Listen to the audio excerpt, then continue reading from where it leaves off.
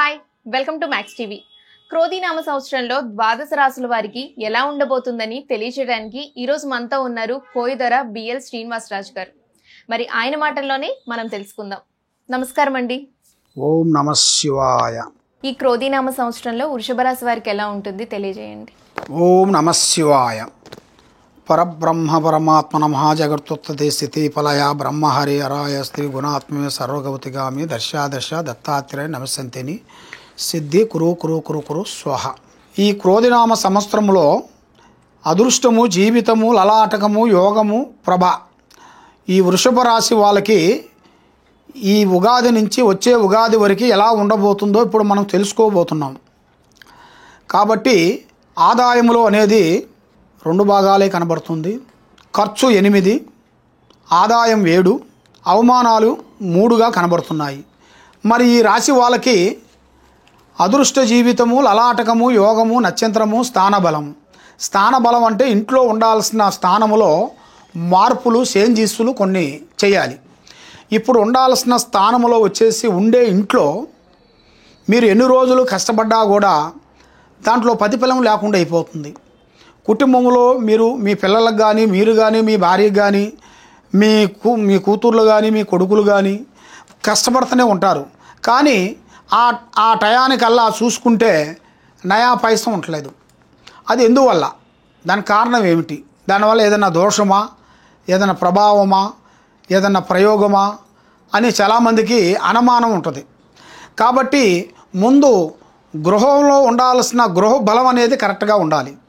ఆ గృహ బలము ఈ జాతకములో ఉండవలసిన వాళ్ళకి, ఈ మేషరాశి వాళ్ళకి గృహ బలము తగ్గింది. ఆ గృహ బలం వల్ల వాళ్ళకి ఏ కార్యక్రమం చేయాలనుకున్నా కూడా అనుకూలం అనేది ఉండదు. కాబట్టి ఆ గృహ బలం కావాలి అంటే వాళ్ళు మెయిన్గా వాళ్ళ స్థానంలో హోమం చేయాలండి. లక్ష్మీ గణపతి హోమం చేయాలి. లేదు మనం ఆ లక్ష్మీ గణపతి హోమం చేయని వెడల ఆ స్థానం మార్పు చేయాలి.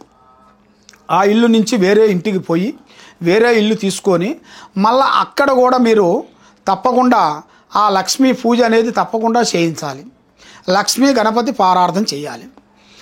ఈ లక్ష్మీ గణపతి హోమం ఒకటి పెట్టుకుంటే మీ కుటుంబంలో ఉండవలసిన వాళ్ళకి, మీ పిల్లలకి కానీ, మీకు కానీ, మీ కుటుంబంలో ఉండవలసిన వాళ్ళకి కానీ ఎవరికైనా కానీ మంచి అష్టైశ్వర్యాలు, భాగ్యభోగాలు, మనశ్శాంతి, కుటుంబంలో ఒక మంచి స్పందన, ఆరోగ్యంలో కానీ, వ్యాపారంలో కానీ, బిజినెస్లో కానీ ఒక పాయింట్ కాకపోయినా ఇంకొక విధంలో, ఒక దాంట్లో కాకపోయినా కూడా ఇంకో విధంలో మీకు తప్పకుండా వర్తించే యోగం అనేది తప్పకుండా ఉంది. కాబట్టి ఈ రాశి వాళ్ళకి ఎక్కువగా నల్ల వస్త్రములు ధరించొద్దండి. బ్లాక్ వాడకూడదు. ఏ కార్యక్రమం చేసినా, ఏ పని చేసినా తూర్పు భాగం అనేది వెళ్ళకూడదు. ఈస్ట్ తూర్పు భాగమున ఒక హైదరాబాద్ నుంచి తూర్పు భాగం, మీరుండే ఊరు నుంచి, ఏ ఊరైనా సరే మీరుండే ఊరు నుంచి తూర్పు భాగాన వరకు మీరు ప్రయాణం చేయకూడదు. ఎందువల్ల అంటే మీ మీద నరదృష్టి ప్రభావము ఎక్కువగా కనబడుతుంది. ఆ నరదృష్టి ప్రభావం వల్ల ఇంట్లో బలం తగ్గింది, గృహ బలం తగ్గిన దానివల్ల పిల్లల చదువు విషయాలు కానీ, వాళ్ళ వ్యాపార విషయాలు కానీ, ఉద్యోగ విశేషాల్లో కానీ కొన్ని మందంగా పోతున్నాయి. కొన్ని రోజులు బాగుంటే కొన్ని రోజులు డెవలప్మెంట్ లేదు. అది ఎందువల్ల అవుతుంది ఏమిటా అని మీ మనసులో చాలా వరకు సందేహాలు ఉన్నాయి.